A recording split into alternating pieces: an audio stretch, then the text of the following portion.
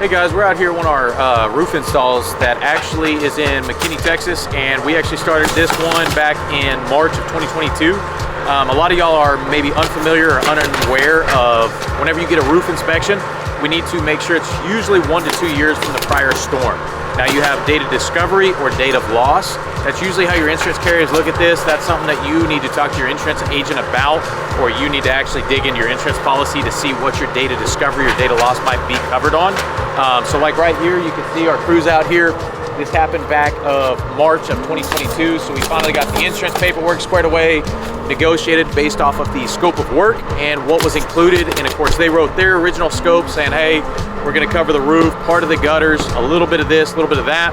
We went through with a fine tooth comb, did our investigation, and then we got some chimney flashings that got replaced. We got ice and water. This is actually a class 4 impact resistant roof, which is what we push most of our clients to, taking them from your basic everyday shingle to a higher grade that is now hail resistant. Now it's not bulletproof, but it is a lot better product. Now, the thing is, you do have to pay your deductible, plus you also have to pay for any upgrades. So our clients here actually paid for the upgraded shingle, so now it's a full class 4 impact resistant system. Their last roof was about 20 to 25 years old, still decent shape, but after it took on all that hail, it just obliterated the rest of the shingle, the little bit of life it had left in it.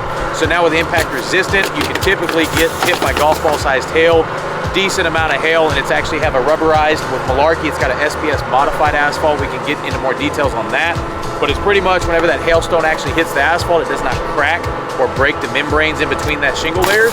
And so that's why we like doing a lot of these Malarkey roofs as well.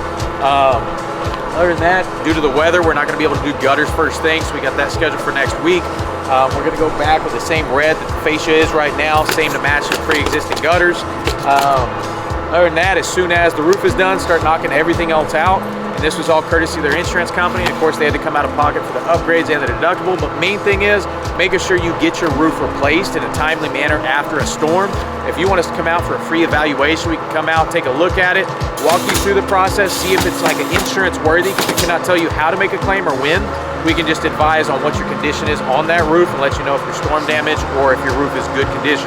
Sometimes even after a storm, you might just need a little maintenance or tune-up on there, maybe a small repair. It doesn't always have to be replaced just because hail came through your area. You get pea-sized hail on a good shingle, it won't even touch or damage the structural integrity of it. So if y'all ever have any kind of issues like that, feel free to reach out to us. We can give you a free evaluation and go from there. This is Garrett with Warrior Wolf.